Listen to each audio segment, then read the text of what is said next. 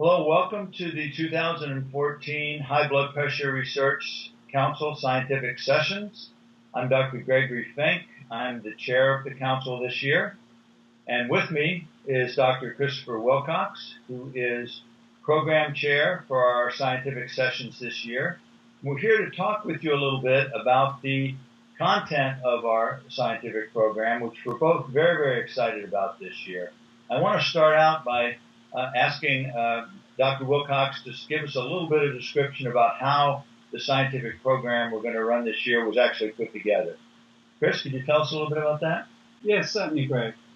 So we have really three principles this year. And they came, by the way, from a strategic planning meeting that Greg held with the leaders of the council, at which we discussed this meeting in some depth. So firstly, there was general feeling that the meeting had been very successful and we did not wish to make major changes at this stage. And indeed, we're able to keep our numbers up. I'm proud to say we have more than 500 abstracts this year, which is very close to what we had last year at a time of declining economic resources and where other societies are often having a lot of difficulty.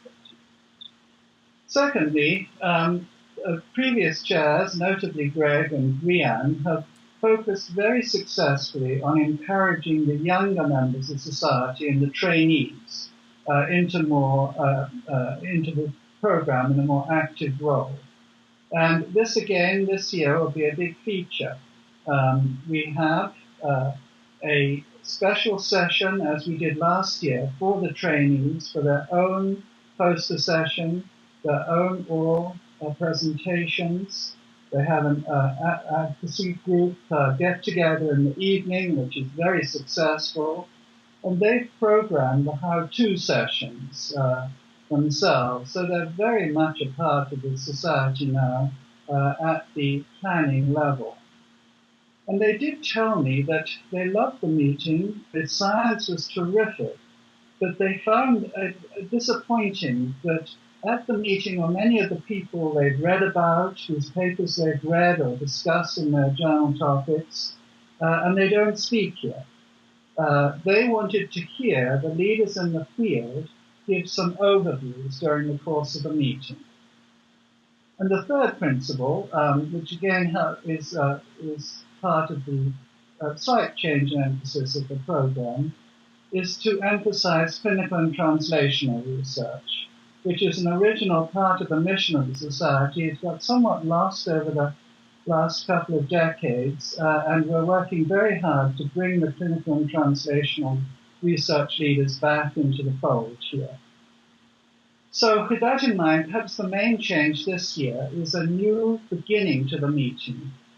Instead of the traditional workshop, which would be a very focused discussion on some specific aspect related to hypertension, this year we have a full day's programming of a cutting edge in hypertension. And I'll just spend a moment, if I may, outlining the topic so you get a flavor of what we're going to do here. And here I should say that this is jointly programmed with the American Society of Hypertension, our own council. And wherever possible, we've got leaders in the clinical translational field and the basic science field to discuss the topic.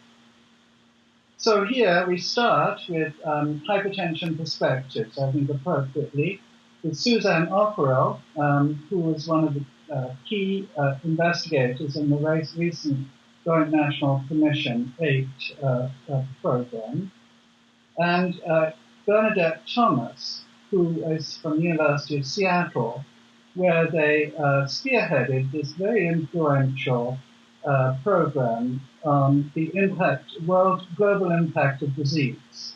And this is very important to us because remarkably, hypertension came out as the most important cause of death and disability worldwide, this country and in underdeveloped countries. We then move to the brain, and Feng Han from Hongju is a brilliant scientist, neuroscientist.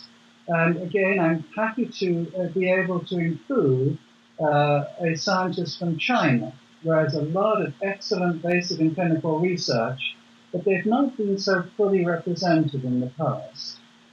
And with him is Robin Davison, who's a great favorite of the investigators here at the Council. We then have a rather surprising topic, gut, which you may not think is a hypertension topic, but after you hear the presentations, I hope you'll change your mind.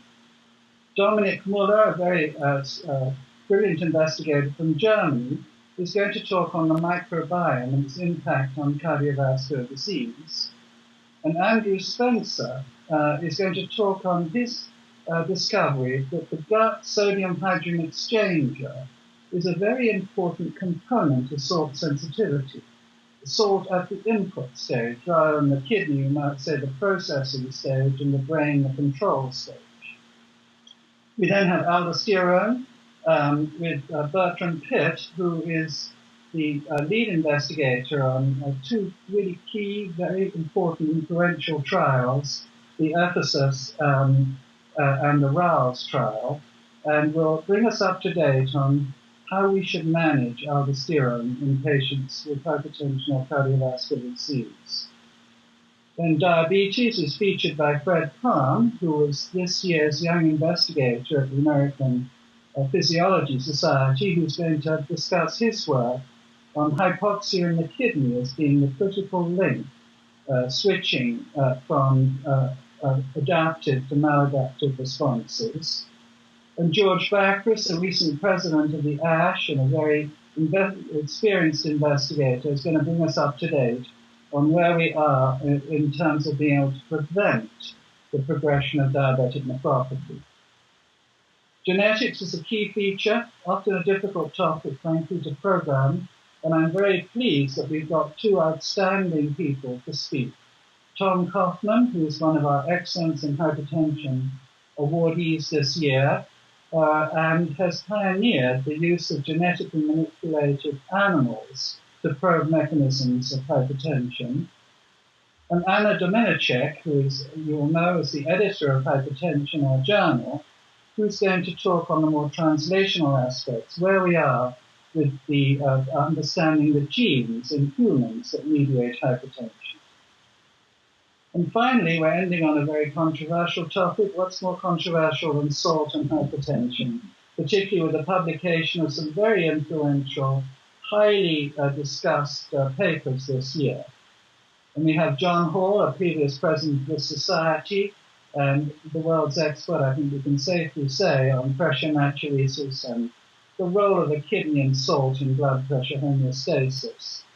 And Ted Cochin, a very experienced clinician investigator, who's going to bring us up to date on where we are with the controversies of salt and blood pressure in humans.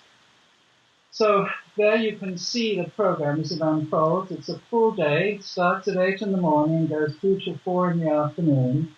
And I hope you'll agree with me that we've been very lucky to attract these top names in the field for what I hope will be a really exciting time, with plenty of time for discussion, by the way, at the end of each of these sessions.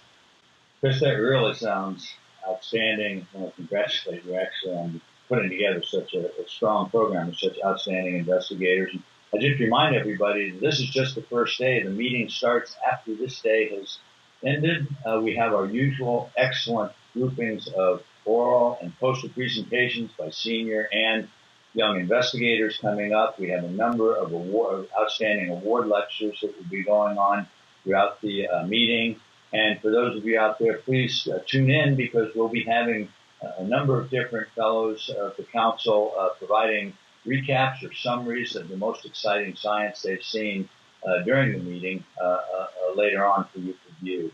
So please, if you can't make it to the meeting, we'd love to have you here in San Francisco. But if you can't be here, please do tune in to hear about not just the science you just heard about from Dr. Wilcox, but all the rest of the exciting presentations that will be going on throughout the week. Thank you very much.